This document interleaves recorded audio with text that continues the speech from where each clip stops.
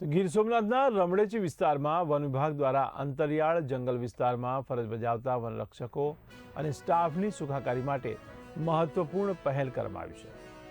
Cabinet મંત્રી અર્જુન મોઢવાડિયાના હસ્તે અંદાજિત 2 કરોડના ખર્ચે નવનિર્મિત ટ્રાન્ઝિટ હોસ્ટેલનું લોકાર્પણ કરવામાં આવ્યું। આ સાથે જ આંબરડી સફારી પાર્ક ખાતે નવનિર્મિત લેપર્ડ માટે કેજનું વર્ચ્યુઅલ લોકાર્પણ પણ કરવામાં આવ્યું। ત્યારે વન વિભાગ દ્વારા કરવામાં આવેલી આ પહેલનો હેતુ ગીરના અંતરિયાળ વિસ્તારોમાં કાર્યરત કર્મચારીઓની રહેણાંક સુવિધાઓમાં સુધારો લાવવાનો છે। નવી ટ્રાન્ઝિટ હોસ્ટેલ આધુનિક સુવિધાઓથી સજ્જ છે। તેમાં કુલ 8 બ્લોકમાં 1 hall, 1 bedroom, kitchen, washing area અને બાથરૂમ ટોયલેટની સુવિધા ઉપલબ્ધ છે। સાથે જ કર્મચારીઓના સામાજિક પ્રસંગો માટે વિશાળ કમ્યુનિટી હોલ, બાળકો માટે પ્લે એરિયા અને વાહનો માટે સુરક્ષિત પાર્કિંગ શેડ પણ બનાવવામાં આવ્યા છે। ત્યારે સમગ્ર સંકુલમાં સિક્યોરિટી કેબિન અને કમ્પાઉન્ડ વોલ સહિતની સુરક્ષા વ્યવસ્થા પણ ઊભી કરવામાં આવી છે। આ પ્રસંગે મંત્રીશ્રીએ જણાવ્યું કે વન કર્મચારીઓ ગીરના જંગલ અને વન્યજીવોના સંરક્ષણ માટે મહત્વપૂર્ણ ભૂમિકા ભજવે છે। તેમને યોગ્ય રહેણાંક સુવિધા મળવાથી તેઓ વધુ કાર્યક્ષમતાથી પોતાની ફરજ બજાવી શકશે।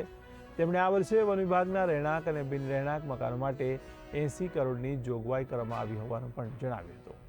કાર્યક્રમમાં વન વિભાગના ઉચ્ચ અધિકારીઓએ પણ સંબોધન કર્યું હતું અને સરકારનો આભાર વ્યક્ત કર્યો હતો।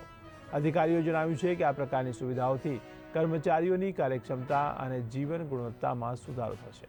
સ્થાનિક ધારાસભ્ય ભગવાન બારડ તેમજ અન્ય જનપ્રતિનિધિઓ પણ વન વિભાગના અધિકારીઓ સાથે ઉપસ્થિત રહ્યા હતા। ત્યારે સમગ્ર કાર્યક્રમમાં ગીર વિસ્તારમાં વન્યજીવોના સંરક્ષણ અને કર્મચારીઓની સુવિધાઓ પર વિશેષ ભાર મૂકવામાં આવ્યો હતો। આજે ગીર સોમનાથ જિલ્લાના તલાલા તાલુકાના રમણેચી ગામે વન વિભાગના જે ફ્રન્ટલાઇન સ્ટાફ છે,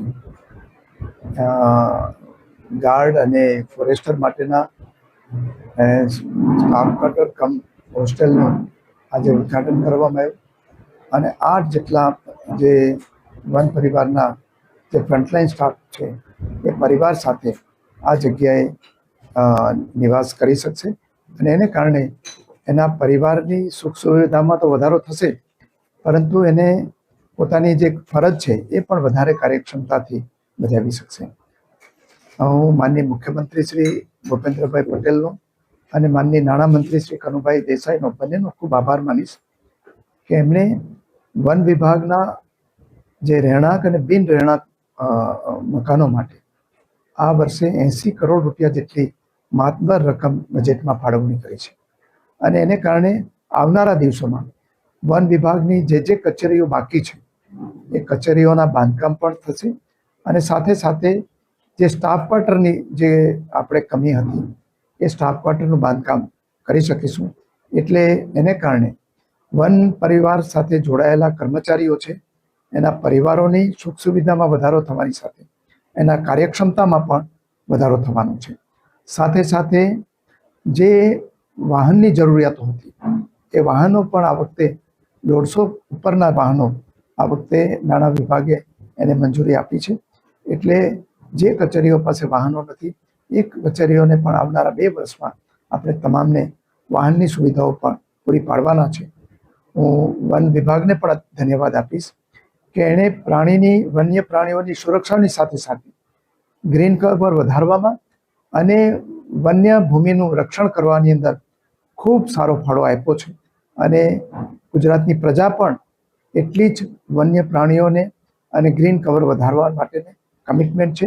એટલે એમનો પણ હું આભાર માનું છું। Thank you.